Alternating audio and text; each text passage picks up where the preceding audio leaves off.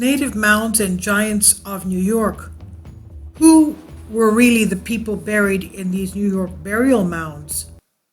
Well, we know that we found giants in St. Louis, we found them in Lovelock Cave, Nevada, we found them all over the United States. Unfortunately, there's not enough archaeology in the United States to find the ancient history of what took place in this continent.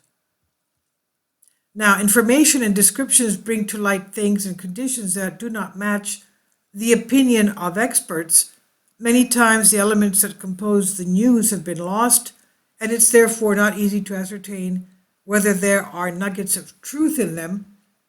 If we assume that men of gigantic stature once walked on this planet, and we remember what Abraham Lincoln said when he visited Niagara Falls and said, "These ancient giants of the land who gaze upon these beautiful natural scenes, what they must have felt." So even Abraham Lincoln knew that the ancients of America were giants. Kindly support my Patreon account since YouTube has again demonetized my YouTube channel. The daily posts are 5 videos daily, and they are totally different from what I have on my YouTube channel. Thank you so much for your support and that you find all my content so interesting. You'll find the Patreon account details in the description box below. This is a very old picture, as we can see, of one of the giants, the supposed size of the giants found in the New York Mounds. So if we assume that men of gigantic stature once walked on the planet, then we would have to find some of their skeletons, and they have been found. There are, of course, those that say that very large skeletons have been found but later disappeared. Not only in the United States, this has happened in Greece and other areas as well. They took the skeletons, and these skeletons are nowhere to be found. Now, whatever the truth, the fact remains that there are accounts of people who have discovered the remains of giants in various parts of the world, and one such case was reported in Conewango in New York. According to Ellen Lloyd and AncientPages.com in 1879, a strange article written by Mr. Older appeared in the history of Cattaraugus County, the history of Cattaraugus County, New York. How true or exaggerated the story is today is impossible to say, but it's quite interesting and may shed light on America's mysterious ancient past. It's a story about a young man who made an amazing discovery. What he found in a burial mound made such an impression on himself that he could never forget it, and 61 years later he made a copy of that remarkable find. In 1876, Charles Huntington excavated a mound hill with his neighbors, and inside the hill tomb they found skeletons of ancient giants. Now, these mound tombs, these mounds that they have here, are exactly the type of mound that you have covering the soldiers of Athens that were lost their lives fighting the war of the Battle of Marathon about 490 BC, the Athenians against the Persians. And this is what the mound looks like. And there were only about 119 buried there, but they were buried with their shields and their armor and their swords and everything and their helmets. That's what they looked like. They were just green mounds covered with grass. And this is what they look like. This is exactly what the Marathon mound looks like. But in this case, it's in New York, and it was found to have skeletons of ancient giants. Inside the hill tomb, they found skeletons of ancient giants. They were hidden inside a Druid-Barrows, a conical tomb surrounded by a ditch or a moat. This type of burial can be found both in the British Isles and in the Ohio Valley. In Greece, these artificial hills are called mounds or cheeks, are usually covered with some relics from antiquity, but in several cases they have also been used as tombs. As I said, the Battle of Marathon, in the field of Marathon, the Athenian hoplites, the Athenian guards, they were like, they had 10 areas.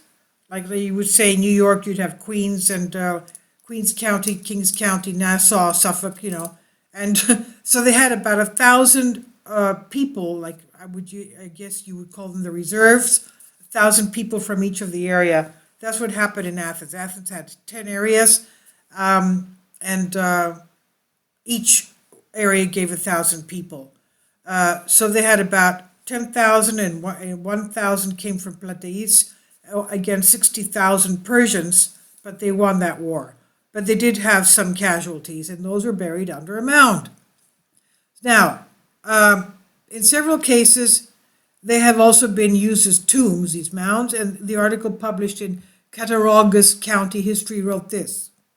About 2 miles south of Rutledge Village in Conewengo Town, in lot number 45, at a point about 60 bars east of Conewengo Creek, and near the residence of Norman E. Cohen, a moat almost circular in shape with an entire circumference of 170 feet, was discovered by the original diggers of this section. The height of the embankment was about 12 feet. Mr. Cheney spoke of this project as having the appearance of being built with a ditch out of the embankment as in the Druid-Barrows. Inside the embankment, 9 human skeletons were discovered, which were buried in a sitting position. Now, we know that those who were buried in a sitting position were supposedly high-ranking officials and even kings and lords, dukes, generals, admirals, generals. So they were buried in a sitting position and at regular intervals in the space in the form of a circle facing a common center. These skeletons were so poor that they collapsed when exposed to the atmosphere, but they were all very large. One thigh, the largest found there, was 28 inches long. That's about 70 centimeters. During the examination, writes Older, whole skeletons were found, having been placed there at a depth of 3 or 4 feet. A remarkable feature of these skeletons was their huge proportions. Compared to my height and physique, they must have been really giants. As mentioned earlier, Charles Huntington was so shocked by this discovery that he created exactly what he saw many years ago using measurements taken by Mr. Cheney, who was present at the excavation. What happened to these ancient skeletons? Did the Smithsonian Institute, which among other things seemed to have been tasked with taking the bones of the giants, put hands on them and took them? Did these skeletons belong to real giants? If so, who were they and where did they come from? So these are questions that remain unanswered. The only thing we can say for sure is that there's a lot that we don't know about the history of North America, its archaeology and antiquity. So hopefully there will be universities, colleges that will take sections of these mounds, find these mounds and go and dig into them and start the American anthropology and archaeology. I'm sure you're going to find a lot of beautiful things. I've translated this from a Greek article for you. Please leave your comments and thank you for your support.